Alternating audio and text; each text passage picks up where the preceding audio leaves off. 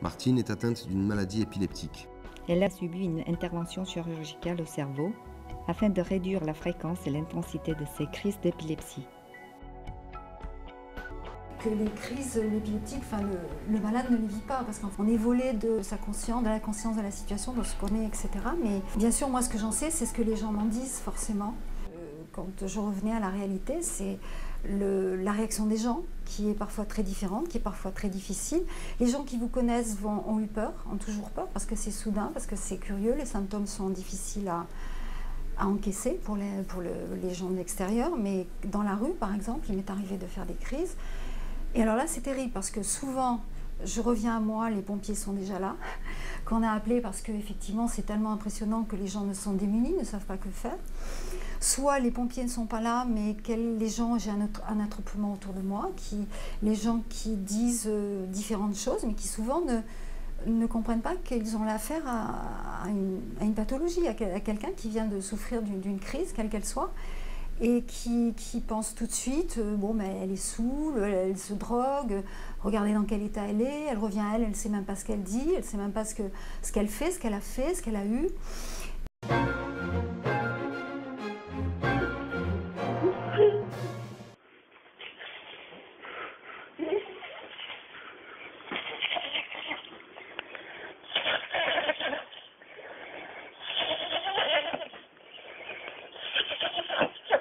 Et je me suis souvent heurtée à des gens qui, par exemple, lorsque je leur dis « mais je viens de faire une crise d'épilepsie », ne le croient pas. Ils me disent « mais non, c'est pas vrai, c'est pas ça ». Donc vraiment, la difficulté pour l'épileptique, c'est non seulement la souffrance de la crise, inhérente à la crise, qui est quand même quelque chose de très... C'est un orage dans le cerveau et dans le corps, c'est quelque chose de difficile à encaisser.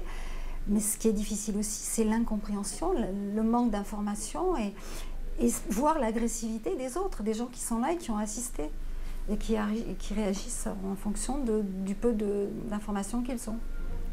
Toutes les formes d'épilepsie se ramènent à un phénomène au niveau cellulaire qui est une hyperexcitabilité. Les cellules nerveuses et les groupes de cellules nerveuses, les réseaux dans le cerveau déchargent de façon très importante, très brutale leur énergie électrique et ça peut provoquer des symptômes comme les crises d'épilepsie. Indépendamment de ce phénomène qui est le même pour toutes les formes d'épilepsie, alors il y a des tonnes, des centaines de mécanismes qui peuvent induire ce mécanisme primaire.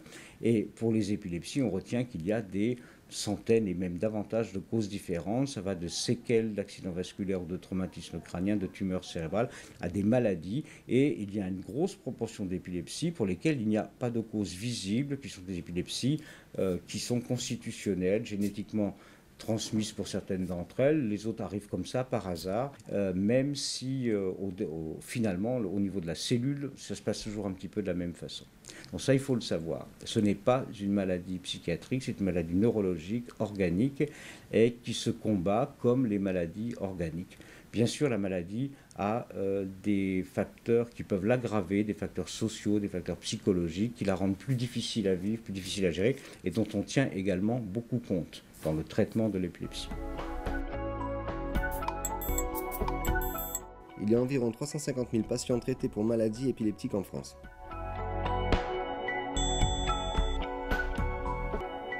Le clip a été réalisé avec la participation de l'association Épilepsie PACA.